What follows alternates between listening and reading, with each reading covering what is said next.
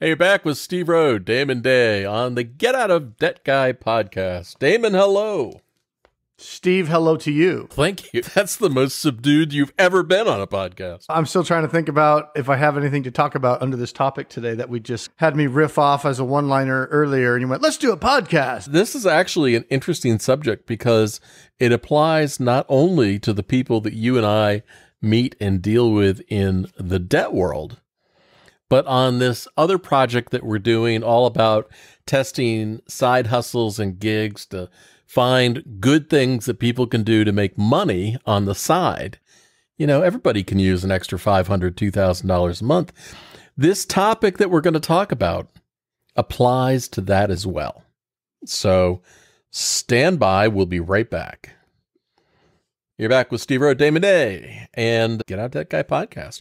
So the subject that Damon brought up earlier, which I think is so critical, and I've written about this, oh my God, for years. There are posts on the getoutofdebt.org website about this, is if you want to get out of debt or you want to make money on the side, it applies to both.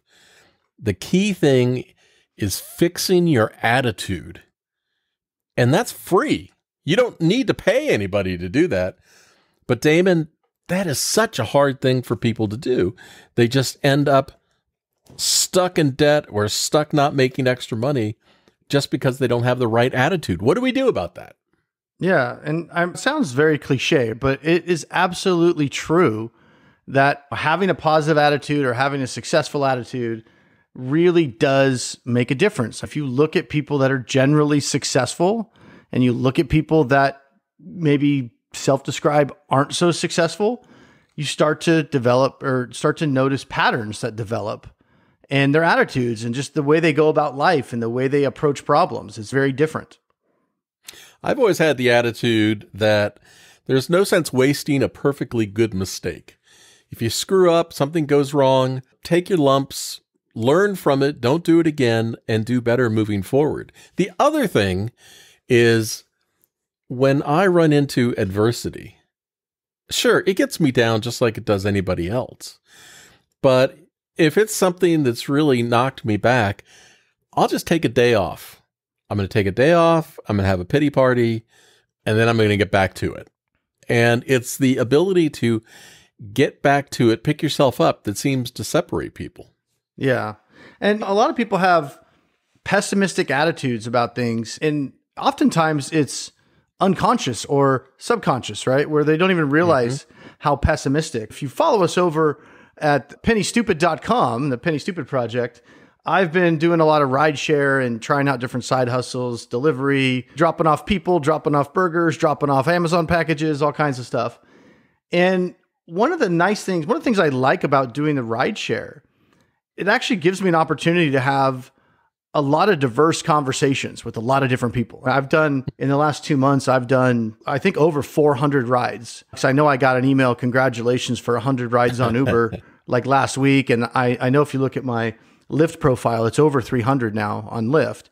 And so anyway, I like it because, it just gives me a wide spectrum of people to talk to. And I enjoy having conversations with people. You never know, what's going to come of it. But I have noticed there's just, people have all kinds of different attitudes. And I know I said it earlier, but when I'm giving a ride to somebody I perceive to be successful, they seem to be put together. They're probably paying for a Lux Black ride or something like that versus somebody that maybe is a little bit down on their luck, is not where they want to be. I can tell a big difference in just the conversations that I'm having with them, the questions that they ask me, especially when I'm talking about the experiment, doing the rideshare and how much money I've made. Very different reactions for people that I think are fairly successful versus people that maybe could really use some advice on how to make some extra money. My dad was one of those very pessimistic guys. Love him, miss you, Dad. And I always said that for him, the glass was never half empty or half full. The glass was broken, dirty, empty, and somebody stole it.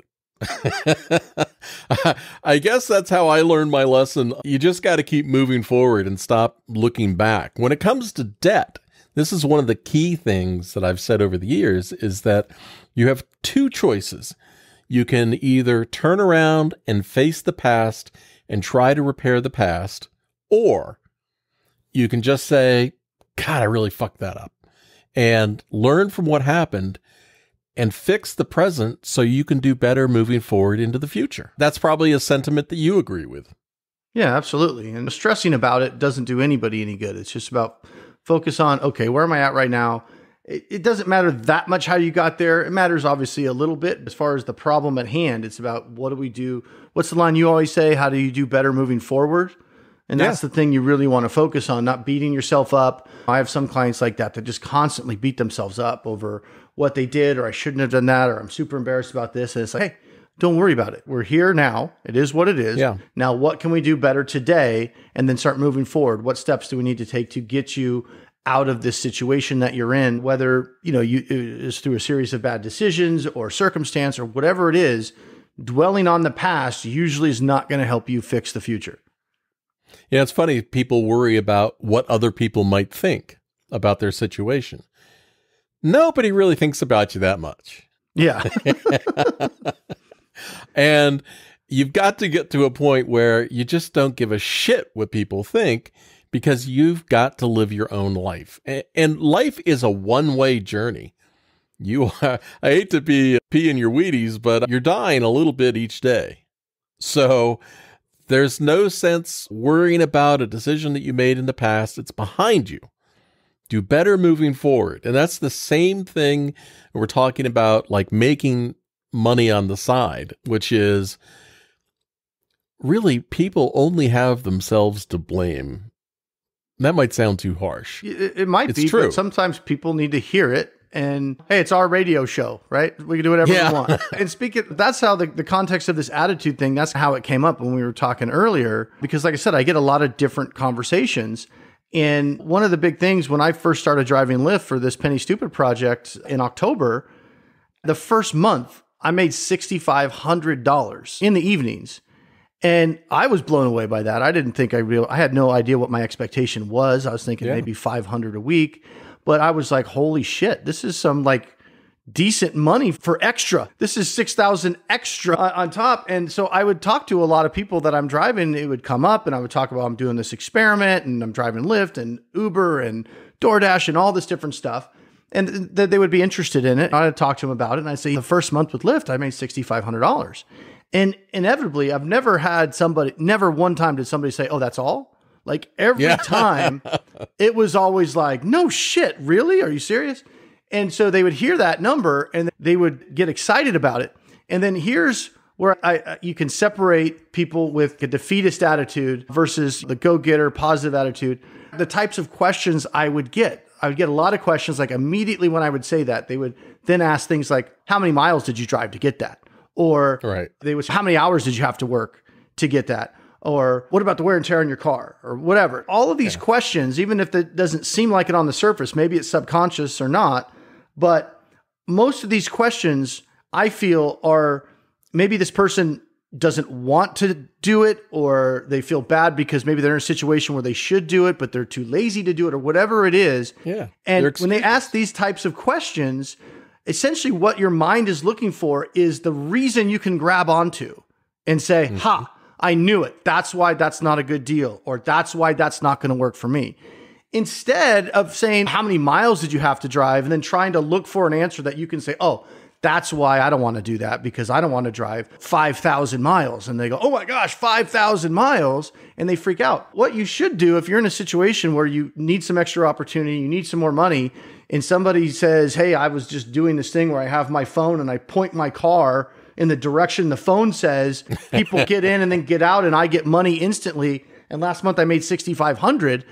If that sounds like something that could help you, even a fraction of that, you don't say, how many miles did you drive? You say, hey, can I buy you lunch? Exactly. And let me brain for an hour for a $15 hamburger and find out how in the hell you made $6,500 delivering people in the evenings, because I would like to learn. Maybe that might be an opportunity. Maybe not, but I don't know. I don't know anything about it. I just know that 6,500 sounds good.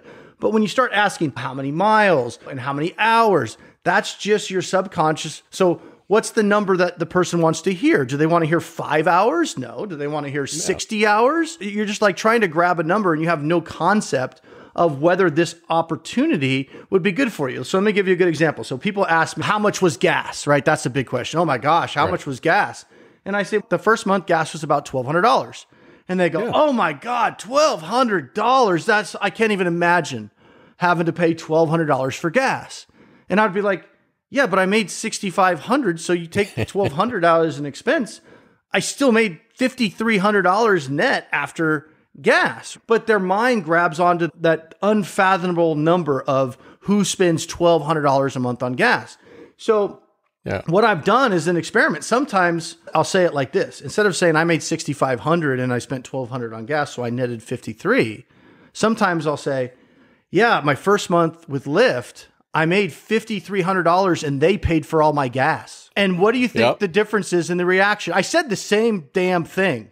Yeah, they're probably like, oh my God, that's great. Yeah, oh my God, tell me more. Tell me how to do that. It's the same fucking thing. It's the same thing. It's just how you perceive it, how you think about it. A lot of times your mind just wants to find the reason it's not going to work. It doesn't sound good. Or how about this one? I could say, yeah, my first month with Lyft, I made $5,300 and they bought me a Tesla. Yeah. And they go, what? How do I do that? How can I get a free Tesla? It's the same thing because that's what I bought the Tesla for, right? Now, Lyft technically didn't buy me the Tesla, but I looked at what I was spending on gas, borrowing my wife's car, $1,500 a month. Yeah, it's a lot of money to spend on gas, but I'm making 4 to 5 times that. Okay, wait a minute. If I'm going to spend $1,500 a month on gas, why don't I take part of that $1,500 and put it towards a Tesla payment? And now I'm spending on fuel a fraction of what I was spending before, and I actually get a car out of it. In a roundabout way, again, it's how you perceive it. Me driving for Lyft gives me $5,300 and a free Tesla. But you tell somebody that versus tell them I made $6,500, but I spent $1,200 in gas, they just grab onto that $1,200 in gas, right? And they just well, I mean, let's turn this around, because this also applies to the debt world.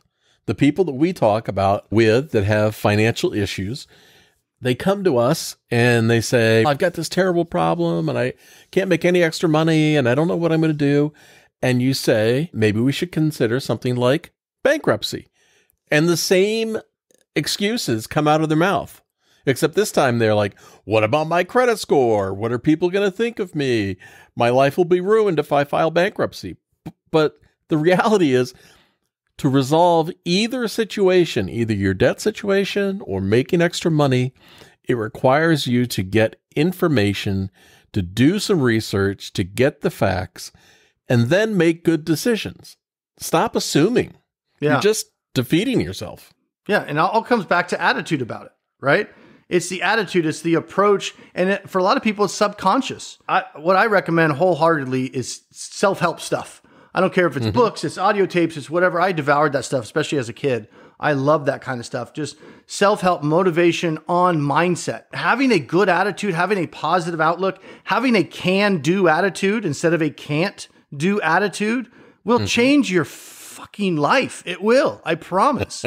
It just will. I don't know how it works. I don't know what magic you tap into by doing that, but I just know you bring about what you think about. It's just... When I was growing up, in fact, still to this day, my mom would always say, can't, never did anything. And to this day, if you're talking to her and I can't do that, she'll look at you and say, can't, never did anything. She's right. I can't, never accomplished anything. Here's a good example. I just got off a cruise and Pam and I, my wife, Pam, and I were sitting in a restaurant. It was a nice restaurant on the ship. And I ordered breakfast, got my eggs Benedict. I got crispy bacon, fresh squeezed juice, and the guy directly behind me ordered almost the same damn thing. And we're back to back. And he's talking to his wife about, oh, my toast is too cold. Oh, my egg's not right. Oh, the bacon is too crispy. Oh, my orange juice isn't right. I'm going to give people a piece of my mind. They're going to hear about it. This is the worst experience of my life. Like, dude. Enjoy what you've got. Be appreciative for the opportunities that you have to be in this restaurant, to be eating that meal. Other people in the world, other people in the United States, other people on this ship don't have it as good as you do. Shut the fuck up Yeah. and just appreciate life. And when you're open to opportunities, just happen to show up, just the way it is. And I'm sure, like you said, you had about the same meal. You probably, other than having to listen to that guy bitch about it, you probably enjoyed your meal. I did. I went there every morning for the same thing. Yeah. It was delicious. Now, action breeds opportunity. Opportunity can lead to success. But the worst time you want to get involved in either making a rash decision on how to handle your debt or a rash decision on how you want to make extra money is when you are desperate. You will make bad decisions in desperation. You will make better decisions in inspiration. Ooh. Right? That's so true. Look at you, Mr. Self-Help Guru. And you've just got to find a way to say, I am going to start today. I'm going to find the right information. I'm going to get the facts. I'm going to make informed decisions, and I'm going to take action. And when it comes to the debt world, that often means the people who are sitting there saying, I'm afraid of what people are going to think. I'm afraid of my credit score. I'm afraid of my creditors. And what they're really doing is they're pissing away $1 million in lost retirement by refusing to take the action they need today. And their fear is going to manifest itself in being broke, hungry, and poor when they're older. And those people who have money and have resources have made the right decisions. There's luck in life. But for a lot of people that I have met, they have self-made luck. They have done what they need to do to make good decisions to set themselves up for the future. And that's what people need to do, whether it's in the debt world. We see people making stupid decisions all the time by talking to some salesperson and believing what they say and trusting just anybody. And in the I need to make some extra money side hustle world, we see people who believe every multi-level sales pitch, you've seen many more than I have, and just fall into those traps of spending money that will never be repaid. Here is a classic example.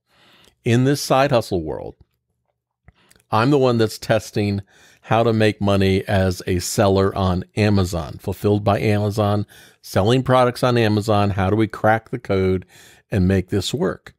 And Damon, over the years, you have talked to, I don't know what number of elderly or senior people that have just been totally scammed by these, we're going to sell you a business in a box. You're going to be an Amazon seller or an eBay seller, or we're going to set you up with a website store. And they lose their retirement. Yeah. Yeah, it's unfortunate. But yeah, there's been a lot. It's very common, especially in the elderly, where it's like, you're 65, 70 years old, you're on Social Security. How do you have $65,000 in debt? Oh, it's this business and that business and this other business and this thing. And they were just it started by them just trying to supplement their Social Security because it wasn't going to be enough. And all it ended up doing was just put them deeper into debt. Now, when people make bad decisions, and nobody likes to point the finger at themselves. Not my fault. I didn't do it. Nobody likes that. No, I don't like that shit either, man. I blame all the bad decisions I have made on you. And that makes me feel better. I know when something's my fault, you're usually just quiet. If I make a bad decision, you don't say, dude, that was a bonehead move. But you don't tell me what was wrong with what happened. And then I know by you not telling me what went wrong, I know I went wrong. That's just his way. Here's the thing. If you think somebody else took advantage of you, that's a real problem for me. Now, it's true. Somebody else might have put one over on you, but it's your responsibility to be a smart consumer, a smart shopper, a smart side hustler. You have to make good decisions. You cannot trust other people to make them for you, because if you feel like you're a victim, you will always feel powerless. Yeah. You will never be able to take action to make your life better. You're always depending on someone else to pull you up. Well, climb your ass out of the damn hole yourself. Build a ladder. Find answers. Find opportunity. Drive 5,000 miles. Look at your car as a tool. Every time you get a DoorDash order you want to deliver and you make, I don't know, $5 or whatever, say thank you and go and do more. And that's how you'll dig yourself out. Yeah, it's just about and it all starts with your attitude. And having a good attitude is what, Steve? It is free. It costs you nothing. You don't need to pay a consultant. You don't need to buy a book. You don't need to watch a movie. It's free. Start today. The funny thing is, not the ha-ha funny, the ironic funny, is that people actually have all the tools they need right at hand. If we're talking about making extra money, there is so much opportunity to make that extra $500, $2,000 a month, if that's what you want. Oh, it's crazy how much opportunity is out there. If you have the desire to do it, you can make money. I don't care what the side hustle is. We've been through a bunch of them. The only one I would go thumbs down on is online surveys. Amazon turd. Yeah, Amazon turd, online surveys, inbox dollars, swag bucks, those kinds of things. That's a thumbs down. But everything else, Amazon delivery, package delivery, thumbs up, man. That's good. Side hustling, delivering food products or packages or people, or doing something online where you're making a product, or Etsy, or anything. There's no shortage of things that you can do to make money. The question is, this kind of stuff was available when I was 20. This is crazy what the opportunities are right now. I wish it was too. They didn't even have phones then, Steve. Back then, the scams used to be vending machines and pay phones. Yeah, your phone was attached to a freaking wall, so you couldn't pick somebody up with it. No, there have always been some sorts of opportunities. I started my first business when I was 14 years old. I started a bike repair shop in my neighborhood. And then when I was 15, I started a lawnmower repair shop, repaired lawnmowers all through the neighborhood. When I was 16, I started a car repair shop and did tune-ups and oil changes and things like that. There is opportunity out there for everybody. Yeah, I had a paper route in fourth grade, and I sold gum. I had a little business.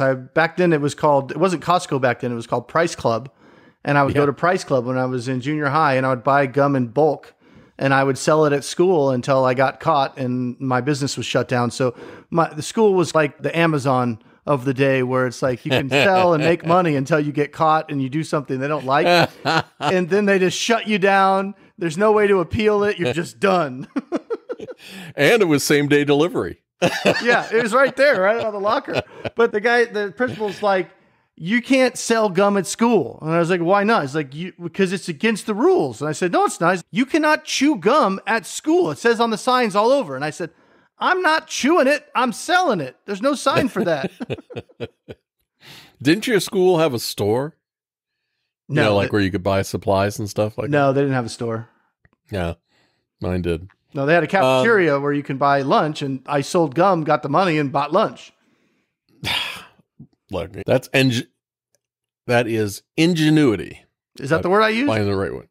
No, that's the word I screwed up. If we have advice for people who are dealing with financial problems right now, dealing with debt issues and concerns, or people who want to make an extra $500, $2,000 a month, the funny thing is the advice is the same for both. It's all about attitude, research, making good decisions for yourself, and then deciding what steps, just one in front of the other.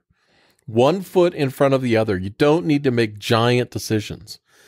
Just take some small steps towards something instead of sitting in the same spot and bitching and whining and complaining that nobody loves you, the world's against you, there's no opportunity, I can't make money, everything else.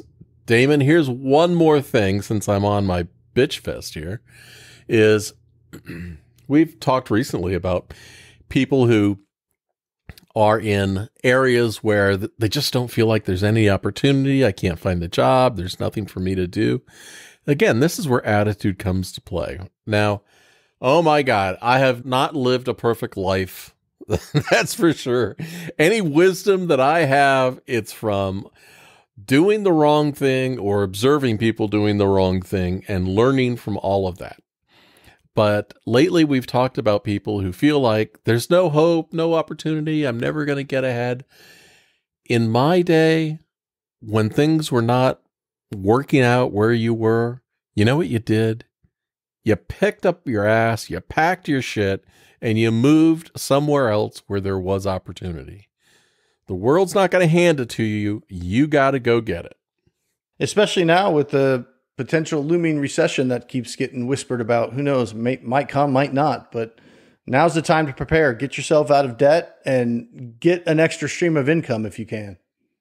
Yeah, I think there's opportunity from selling things online, whether it's eBay, Facebook Marketplace. Amazon is a little tougher to deal with, but it's an opportunity for people. Etsy. You'll crack the code. We'll figure it out. And subscribe to our YouTube channel at Penny Stupid, and you can watch Steve figure it out or fall on his ass. Who knows? Either way, it'll be entertaining. I'll guarantee you this. I might fall on my ass, but I'll be damned. I am picking myself up and continuing the journey because I am not. If he falls on his ass, he'll have a big shit grin. Yeah. And a video. Yeah. I'll make a video about it. And a good attitude. All right, Damon, any last words for people about attitude? No, other than my wife just peeked in. I was supposed to pick up my son 2 minutes ago, so I'm screwed, but never did anything. All right. Well, talk to you later. Thanks. Bye. Bye.